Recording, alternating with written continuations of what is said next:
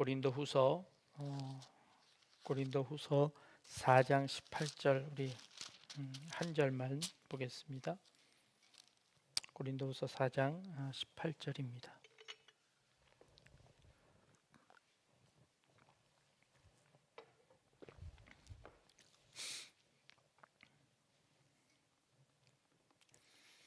다 같이 한 목소리로 읽습니다.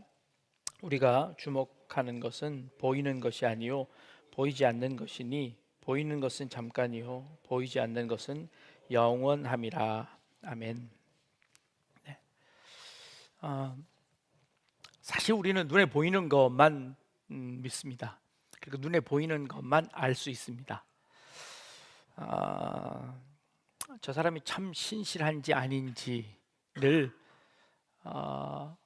우리 보이는 대로 판단합니다. 그런데 보이는 것은 진짜 보이는 것으로 있는 것이 아니라 그 속에 진짜가 있는 건데, 그 속에 진짜를 볼 수 있는 것이 쉽지 않다는 거지요.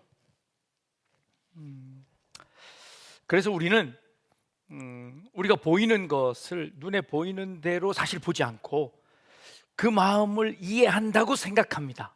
그게 뭔고 하니, 우리는 이렇게 겉모습을 보지만 그 겉모습 속에 저 사람은 이럴 거야 라고 생각하는 거죠.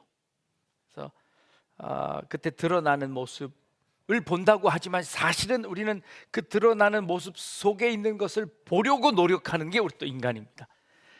그래서 또 오히려 더 오해가 생기는지도 모르겠습니다. 눈에 보이는 대로 보지 않고 그 이면을 보려고 하는 것, 해석입니다. 모든 사람은 다 해석합니다. 눈에 진짜 보이는 대로 보지 않고 보이는 대로 봐도 사실은 잘 모르는데, 보이는 대로 보지 않고 그 이면에 있는 것을 보려고 우리가 해석해서 또 보기 때문에 또 더 오해가 생기기도 한다는 겁니다. 어려워집니까? 제가 지난주에 2시쯤에 이단에 관련한 집회가 있어서 잠깐 다녀왔는데요. 거기서 제가 이런 얘기를 좀 나눠봤습니다. 여우와 신포도라는 이솝 우화 아시지요? 여우가 포도가 주렁주렁 열려 있는데 너무 먹고 싶어서 펄짝 뛰어서 포도를 땄습니다. 근데 키가 안 자라는 거예요. 그래서 아무리 뛰어도 그 포도를 이렇게 딸 수가 없는 거예요. 한참을 뛰다가 나중에 결국 안 돼서 돌아오면서 뭐라고 얘기하냐면, 저 포도는 쉬어서 내가 굳이 애만 써지 저거 안 먹을 거야. 신포도기 때문에 안 먹는다고 돌아서는 겁니다. 그러면 이제 그 모습을 옆에서 보고 있던 사람은 어떨까요? 저건 자기가 못하니까 그냥 저건 신포도야 그리고 도망가 버리는 겁니다. 그러니까 자기 능력으로 할 수 없게 되자 자기 위로를 하는 겁니다. 스스로 능력이 없어서 못 먹었다고 하니 그거는 싫고, 저건 분명히 신포도일 거야. 그러니 난 저거 안 먹어. 그리고 이제 가는 겁니다. 이게 첫 번째 여우, 이솝의 여우 이야기입니다.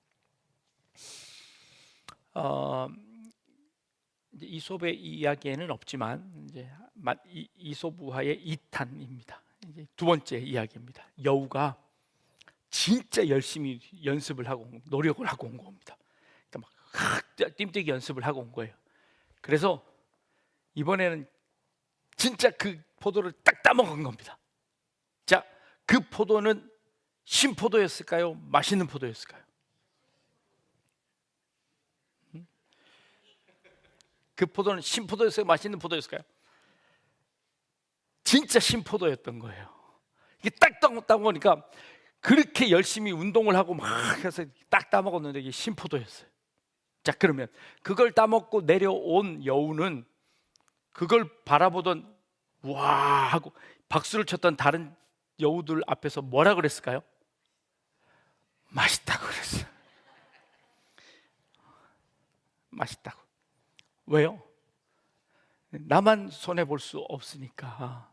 이게 진짜 맛있다. 다른 여우들이 이게 막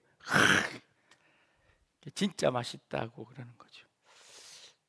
저는 이제 이걸 이단이라고 비유를 한 겁니다.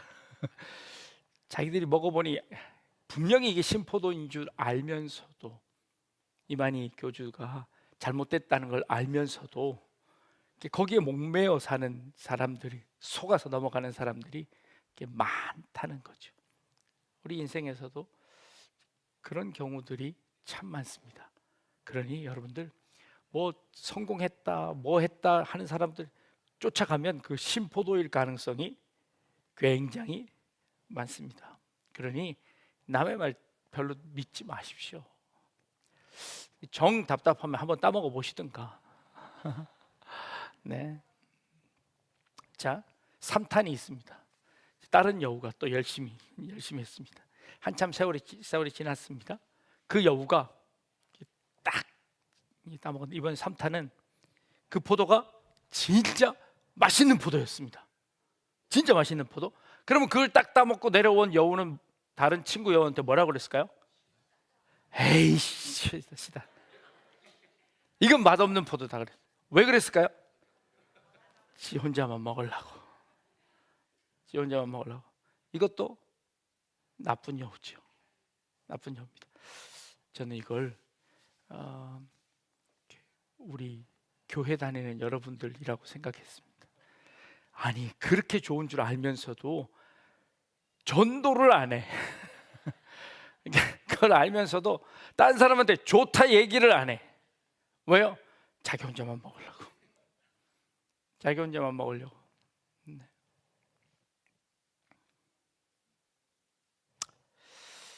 삶을 살아가면서 우리는 때로는 그게 맛이 없는데 맛있다고 하거나, 혹은 맛이 있는데도 불구하고 맛없다고 하거나, 혹은 능력이 안 돼서 그것을 먹을 수 없을 때 그것을 맛없다고 해버리기도 하고, 우리의 닥쳐지는 삶 가운데, 우리의 인생 가운데 모든 것을 자기 입장에서 자기 유익을 위해서 모든 것을 해석하고 말한다는 겁니다.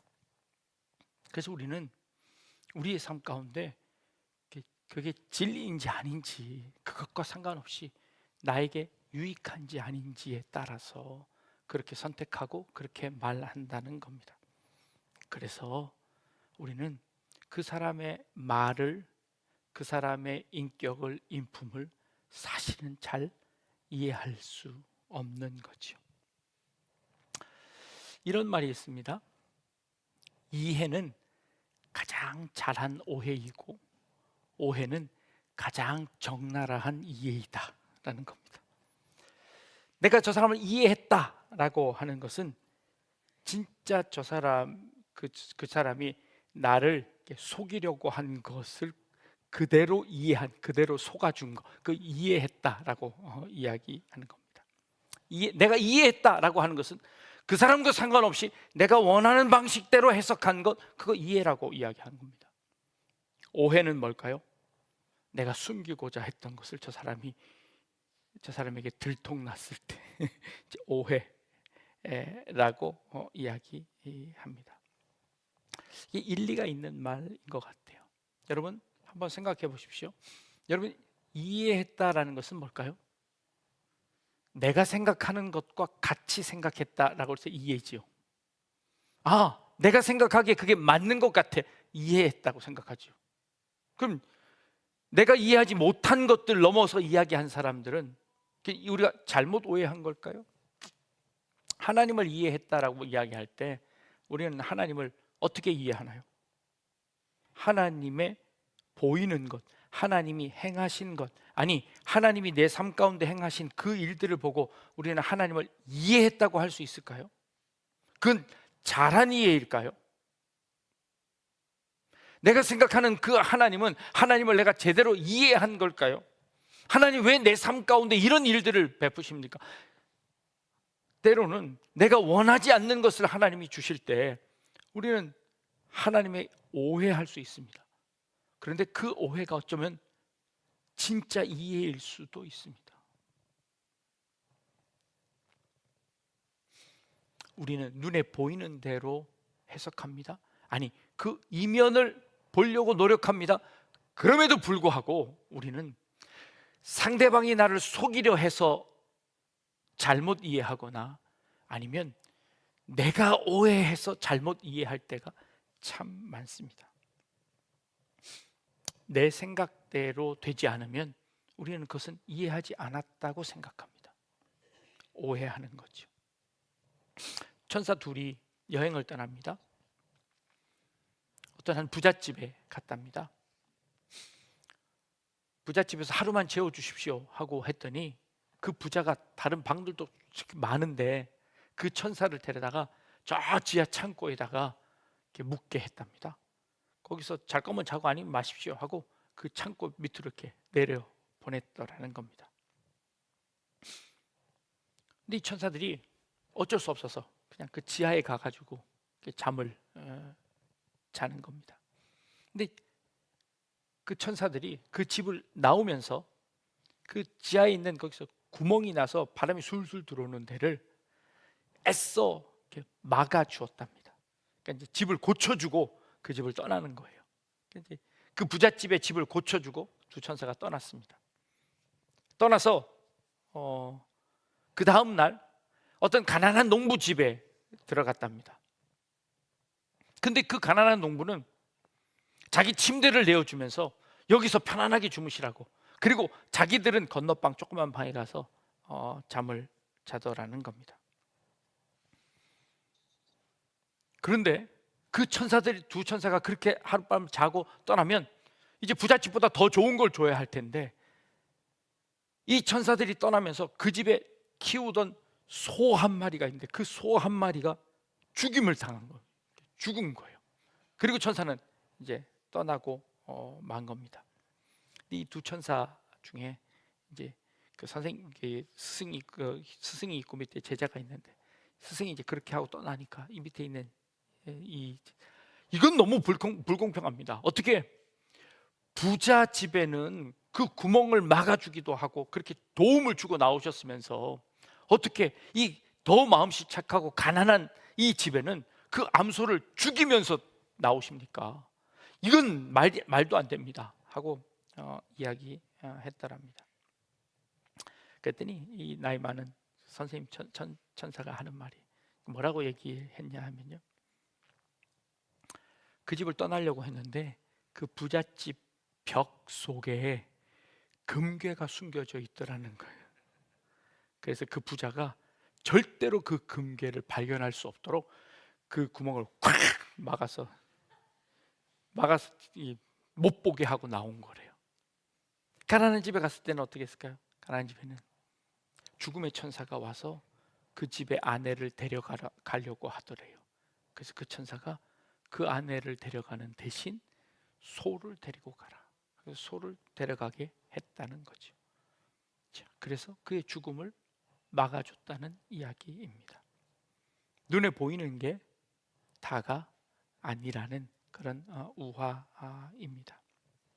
우리는 눈에 보이는 것을 절대적인 것으로 믿고 내가 이해하는 것만이 진리라고 믿고 내가 생각하는 것만이 옳다고 믿어 우리는 선택하고 그리고 이해했다고 말하고 그리고 우리는 그 일을 행합니다.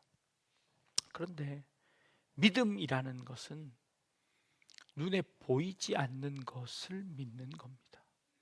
눈에 보이지 않는 것을 믿는다는 것은 무엇을 의미할까요?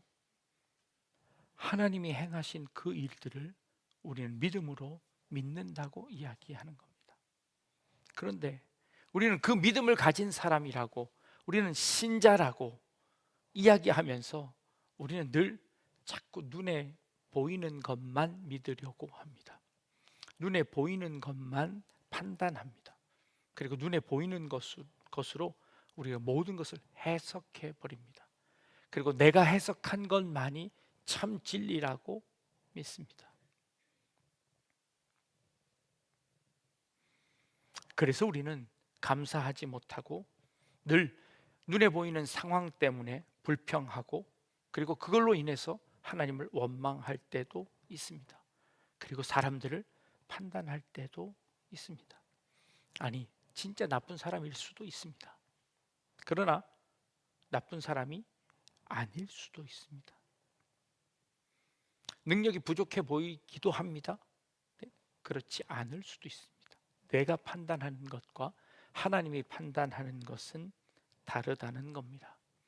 그렇다면 하나님이 판단하시는 것은 과연 무엇 보고 판단하시는 걸까요? 사실 우리는 알 수 없습니다. 알 수 없습니다.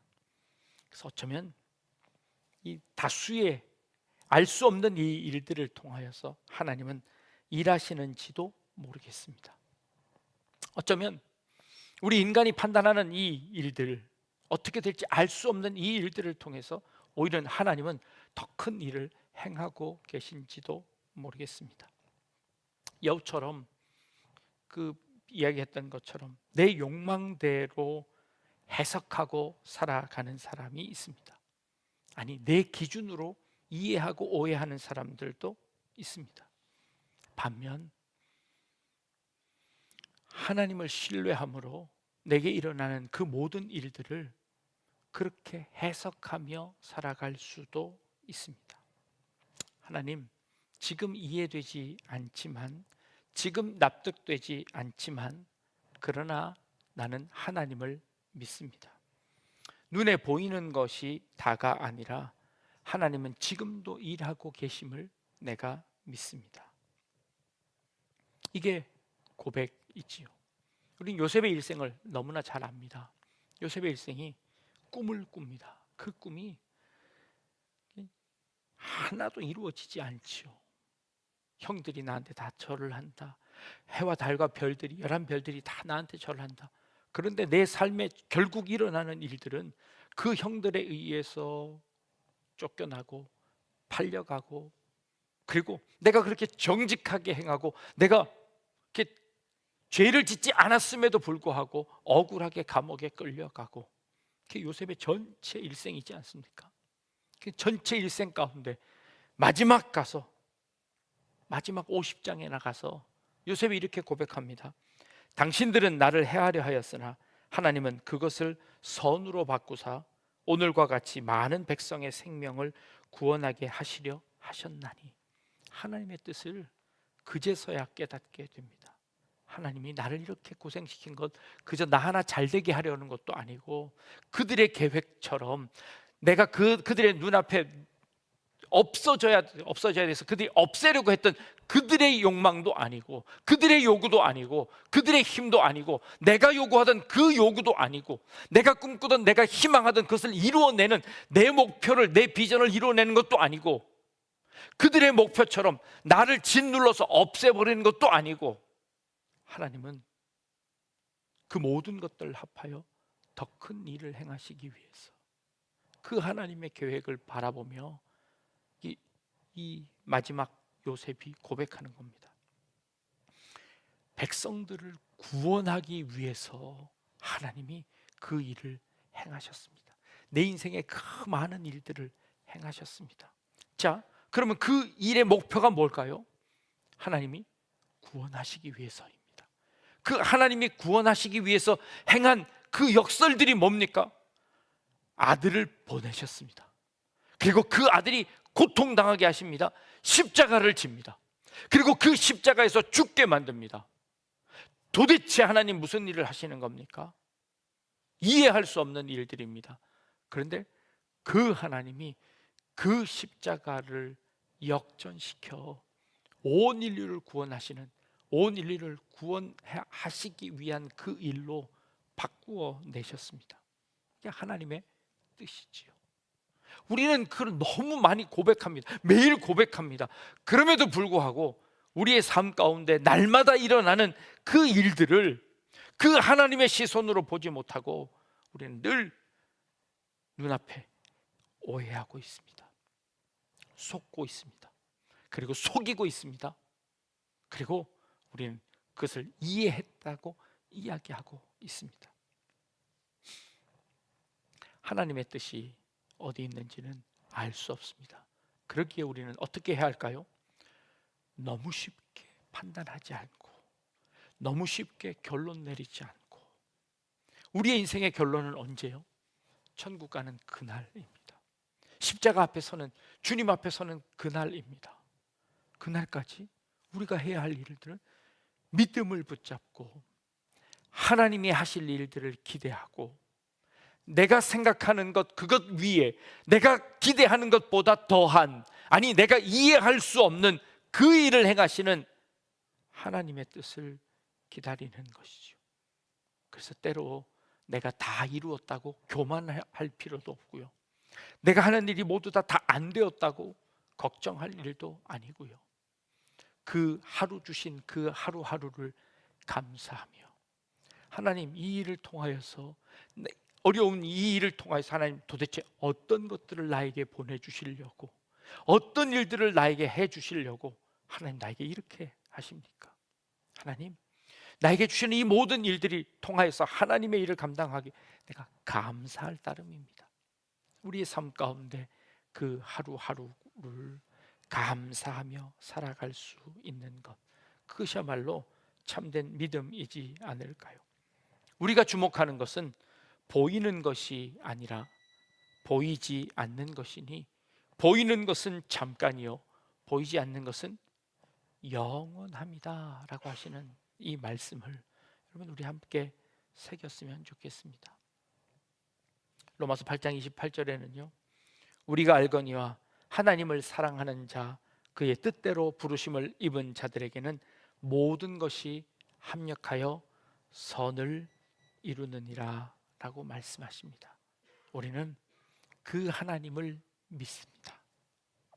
하나님께서 좋은 것도 나쁜 것도, 아니 그 모든 것들을 다 해서 우리를 구원하시는 가장 선한 일을 행하실 거라는 것을 믿는 믿음을 가지는 것, 이것이야말로 우리가 오늘 가질 수 있는, 오늘 선택할 수 있는, 오늘을 살아낼 힘을 가지는 가장 좋은 믿음이 아닐까 생각합니다.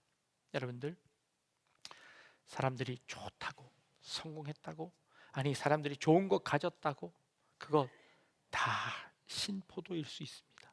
너무 부러워하지 마십시오. 요즘 SNS에서 올리는 것, 이렇게 그런 거 보셨습니까? SNS에 올리는 사진과 실제의 모습 하면서 보여주는 것들이 있더라고요. 앞에는 우아하게 보이는데 그 옆에 있는 실제 사진은 그 우아함을 드러내기 위한 온갖 추함들이 거기에 가득 들러붙어 있는 것. 결국 전체 그림을 보면 별로 가고 싶지 않은, 아니 별로 따라가고 싶지 않은 것입니다. 그런데 거기에 보여지는 것은 우리를 유혹하는 겁니다. 신포도입니다. 그게 너무 셔서 자기가 못 먹은 것이거나 아니면 먹었는데 너무 셔서 우리에게 거짓으로 말하거나, 진짜 맛있는 것은 얘기도 안 해주고 속이는 이런 세상임을 우리 잊지 마시기 바랍니다. 우리에게 가장 좋은 것을 주시는 분은 하나님이십니다. 우리는 그 보이지 않는 영원함을 믿는 그런 성도들입니다. 우리가 가진 것에 만족하고 감사하고, 그리고 우리의 주어진 이 하루를 살아내는 저와 여러분 다 되실 수 있기를 주님의 이름으로 축복합니다. 기도하겠습니다.